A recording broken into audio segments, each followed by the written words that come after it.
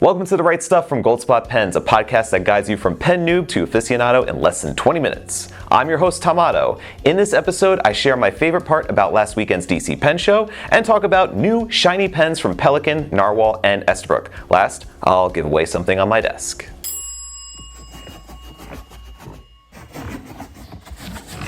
Last weekend was the DC Fountain Pen Super Show, arguably the biggest pen show of the year. People from all around the US and the world gathered at the Marriott Fairview Park in Falls Church, Virginia, around our shared common interest. Some of us from Goldspot made the pilgrimage to the DC Pen Show on Friday as attendees. Besides myself, there were the owners of Goldspot, Sal and Kieran, as well as my dad, Ben. We all had a great time catching up with old friends, business associates, and customers. It was a fun experience, especially when I ran into people who watch Goldspot's videos, which leads me to the question of the week. Beth writes, "Hi Tom, it was great to meet you on Friday at the DC Pen Show. What was your favorite part of the show? One of the highlights for me was meeting you and talking about our pen adventures. I also enjoyed talking with so many pen makers and pen people. I can't wait until the next Right Stuff podcast." It was a pleasure to meet Beth and everyone I chatted with at the DC Pen Show. My favorite part of being at the DC Fountain Pen Super Show was having so many great interactions with people who were genuinely excited to be there. I felt like a pinball just bouncing from 3 ballrooms of different spaces and engaging with so many fun conversations with passionate fans. My DC Pen Show highlights also include meeting Salvatore and Clarissa from Leonardo Ficina Italiana. I had to make sure both of my Leonardo pens were in the picture we took. My kids built their own Sailor Compass fountain pens. It's the first time that a Toy of America offered this service, and I think it will be available at future pen shows, possibly with more material options. As for my DC Pen Show haul, I didn't buy a single pen. Besides trading stickers with a few pen pals, I purchased this Don Quixote shirt from Sophie T03 on Instagram. I don't think she has an official store website, but I'm sure if you DM her, she'll hook you up. Aside from the awesome people who attended the show, there were so many pens to shop in DC, including several new designs that were introduced last weekend. First up, we have the reimagined Esterbrook Model J fountain pen. Inspired by the timeless masterpiece well known by collectors and vintage pen aficionados, the modern Esterbrook Model J blends old school charm with modern ingenuity. Esterbrook crafts the modern J with exquisite German ebonite and gold furnishments. Esterbrook pays homage to the company's rich heritage by engraving the R. Esterbrook signature logo on the pen's barrel. Now, anytime a beloved vintage pen is, let's say, re-released or reimagined in a modern form, there's going to be obvious differences, and we need to talk about those. So these are the differences between the vintage J versus the modern J. First thing you would notice is, if you have a vintage J pen, is that it is not a lever filler. Modern J's are a cartridge converter, which is part of the modern convenience that you could have a detachable converter, or you could plug in international cartridges, of which both are included with your purchase of the pen.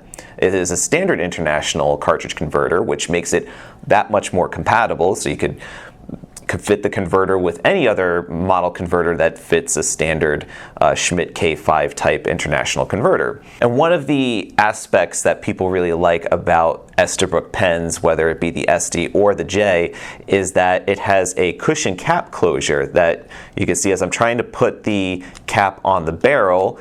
It is kind of giving a bit of resistance. So there is a spring-loaded inner cap sleeve that then presses up against the part of the section here that would then close off the nib unit and make it fresher the next time that you're going to write with it. It's not going to dry out on you because you have that inner cap sleeve providing that tension, and the vintage J, of course, doesn't have that type of mechanism.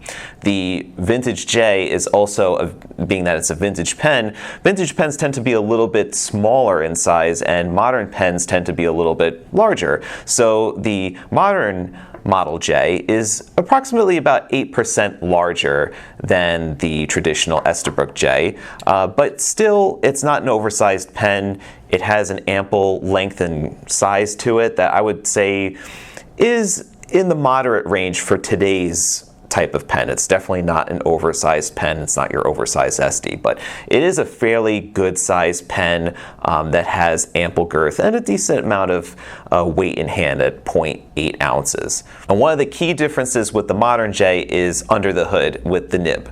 The fountain pen nib is a modern Jowo number 6 size nib made in Germany, available extra fine through broad, and then a 1.1 millimeter stub, as well as 3 different specialty grinds, an architect, a needlepoint, and the italic journaler nib. The earlier vintage Esterbrook's would have the Renew Point nibs, of which there were dozens and dozens of different types of nib sizes that you could have available that you could unscrew and then replace on your Esterbrook.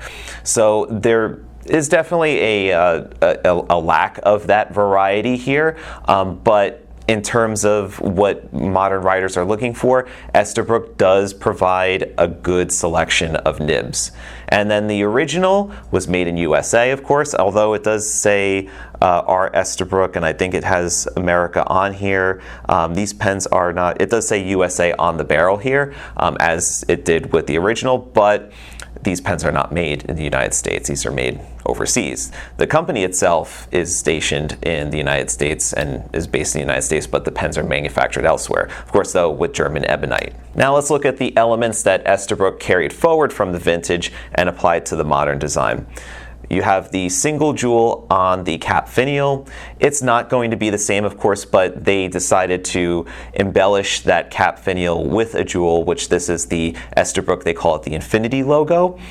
And the clip also has a very similar J-style clip. It's kind of like a tie bar clip. It has a few vertical lines running down it. And then the, like I mentioned before, the lasered engraving on the barrel is also very similar to the original J, which many vintage pens had the engraving of the company brand mark on the barrel as opposed to, let's say, on a cap band or on a clip, things like that. So that typically would be the place where a vintage pen you could see the make and model on there. You can find the Esterbrook Model J available presently in 2 ebonite colors. You have the Lotus Green and Antique Rose, although Antique Rose isn't really rosy, it's more kind of like a brown. I'm sure that Esterbrook will be adding a lot more colors to this series in the near future, just like they do with their SD collection.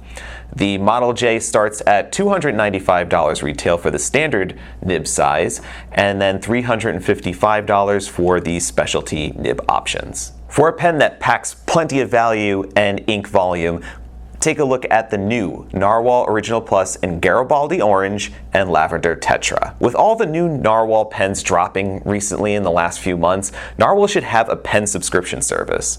Their latest release is an affordable demonstrator vacuum filling fountain pen made of acrylic resin. Now, similar to the original Peter pen designs, the Original Plus Garibaldi Orange and Lavender Tetra have a clear acrylic body with swirls of color throughout. Gold trims and gold-plated nib complement the orange swirl, while the purple PVD trims complement the lavender pen. Find a nib size that best suits your handwriting with options available in fine, medium, broad, or 1.1 millimeter stub nib. The vacuum filler operates with a one-handed plunge that results in a maximum capacity of 1.5 milliliters. Plus, the grip section can be unscrewed from the barrel to access the barrel for easy cleaning. You can find the Narwhal Original Plus available at Goldspot for $55. Next is a pen I consider vintage inspired because it hasn't changed all that much since it was introduced in 1985. We're taking a look at the Pelikan Classic M200 in pastel blue. Pelikan continues a trend of pairing a colorful acrylic barrel with creamy white resin and gold trim. This year's pastel blue reminds me of soft clouds set against a bright blue sky. No detail is spared when it comes to this beautifully crafted Pelikan pen. The piston knob turns ever so smoothly. The pen cap uncaps with just a half a rotation. And the piston is white to match the trims of the pen. The gold-plated appointments add a simple touch of luxury to this everyday writer. Another aspect of this pen that feels vintage is its size. The M200 is best for people who prefer a smaller, lightweight pen with a slimmer diameter. Now, I bet if we were to get a vintage Esterbrook J, that the vintage Esterbrook J would be similarly sized to the Pelikan M200, but comparing it with the modern J, we can see that there's a little bit of inflation involved when it comes to modern fountain pens. And I think that a general inclination towards larger pens being more dominant in the modern market versus smaller pens being dominant in vintage, it's a difference that should be explored, because I think that's interesting that as the years have gone on, as the decades have gone on, that people have started to prefer larger pens. Although the nib on the Pelikan M200 is made of stainless steel, it is an experience that is uniquely Pelikan. The nibs have a springier feel, are generally smoother, and write more broadly than other German-made stainless steel nibs. The M200 is available in extra fine, fine, medium, or broad nib sizes. If you're questioning which nib to get, please check out our Pelikan nib size comparison video to help guide your decision. You can find the new Pelikan Classic 200 Pastel Blue fountain pen on the Goldspot website for $232, also available in a matching click top ballpoint pen for $192. Congrats go to Beth for being picked as the question of the week. You've won an Esterbrook To Go cup to store all the new pens you purchased at the DC show. Email me at tom@goldspot.com to claim your prize. For this week's giveaway, we have a Narwhal Original Plus fountain pen, your choice of color and nib size. And to enter for a chance to win this pen, you must be subscribed to the Goldspot Pens channel, like this video, and leave a comment with a question you'd like for me to answer in a future episode. If I answer your question of the week, you win. If you'd like to see me write with the pens mentioned in this week's episode, you can check out our Goldspot Pens YouTube Shorts, Instagram Reels, and TikToks for writing samples. Thank you for checking out this week's episode of the Right Stuff podcast by Goldspot Pens. Now, go out there, put your pen to paper, and write stuff. Until next time, stay inky, my friends. Take care.